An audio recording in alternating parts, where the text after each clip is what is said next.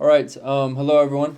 My name's Jacob Showers. I am the founder of Collective, and today I wanted to go over carbohydrate backloading. Carb backloading is a concept that is used in training to help minimize fat gain when training and working out. In this video, I'm just going to go over simply what carbohydrate backloading is, how I use it personally, and how I recommend that you use it as well. Carbohydrate backloading is simply the process of really not having any carbs until after your workout. The idea behind this is whenever you eat food, you store the food in your body. You store carbohydrates throughout your body, you store it in your muscles, in all different areas, and then you also have it running through your blood. Fat is the simplest idea of energy storage. Whenever you eat too much food and you don't need that extra food or extra energy, it is stored as fat. That's really what fat is. The idea with carbohydrate backloading is to not eat carbohydrates until after you work out. And the reason behind this is because you have all this stored energy anyways. And if your goal is to stay as lean as possible, let's say, or even lose weight, then you want to use the stored energy before you use the energy that you consume. Because if you're trying to lose weight, you're trying to cut the amount of stored energy on your body. Therefore, you want to minimize the amount of energy that you're taking in through the process of consuming food. This is a very simple idea and an idea that I've been following for quite some time now. If you intermittent fast, this is also a very common idea. If you're not eating until, let's say, 12, 1, 2 p.m., then you're essentially doing carbohydrate backloading. How I carbohydrate backload personally, right now I'm in the weight gaining phase or muscle building phase of my training. So I consume really about no more than, let's say, 30 or 40 grams of carbohydrates before my workouts. The reason behind this is I simply don't need the carbs, and I really can focus a lot better if I haven't had carbs yet in the day, especially if I have really mental, cognitively demanding work. I focus and function much better off fats than I do carbohydrates.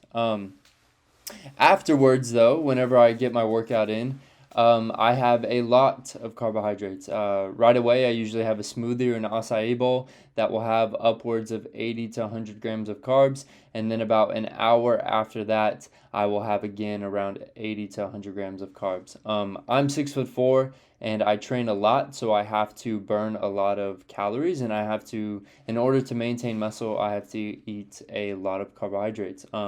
This is actually a pretty difficult thing for me to maintain. I actually recently lost like 6 or 7 pounds, and that's because, yes, I'm in a muscle building phase, but above all, I'm training for a race at the end of May, and this race is causing me to run a lot of miles, and with a lot of running comes a lot of calorie burn and therefore a lot of eating. But like I said, I focus much better, let's say, on an empty stomach, so I try not to eat until in the afternoon, and therefore it's causing me to lose weight.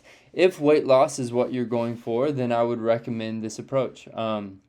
Really, even if muscle gain is what you're going for, I would recommend carbohydrate backloading. If weight loss is what you're going for, I would recommend that you train once in the morning and then once at night, maybe 30 minutes each. And in the morning, you do workouts that are more centered around fat burning.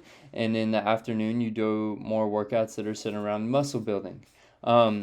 I created a document that's in the Collective app called Optimizing Fat Loss, and it provides you kind of like the information on how to do this, and then also what workouts to do in the afternoon, what workouts to do in the morning. And that document itself will help a ton with just weight loss and carb backloading and things like this. But yeah, that's the video today. Just wanted to share a little bit of information on how to do that. I really recommend, especially in this build phase with Collective, that you guys do carbohydrate backloading. You'll notice huge results with your stress levels. You'll notice huge results with just how you feel throughout the day with your energy levels. And it's an extremely sustainable tool for fat loss, as long as you make sure that you're getting enough carbohydrates in after your workout. Okay, I recommend roughly about 2 grams per pound of body weight. So if you weigh 100 pounds, then you would eat around 200 grams of carbs a day. That's a pretty safe estimate for everyone. Unless you're an extreme athlete, then that number goes up to 4 to 6 grams. But yeah, roughly shooting for around 2 grams per pound of body weight per day. In order to be able to maintain muscle mass. And then before that, before noon, before your workouts, try and just mainly consume carbs. If you're part of Collective, there's a ton of recipes and stuff in the Collective books that teach you, what to have for breakfast, what to have for lunch, and what to have for dinner.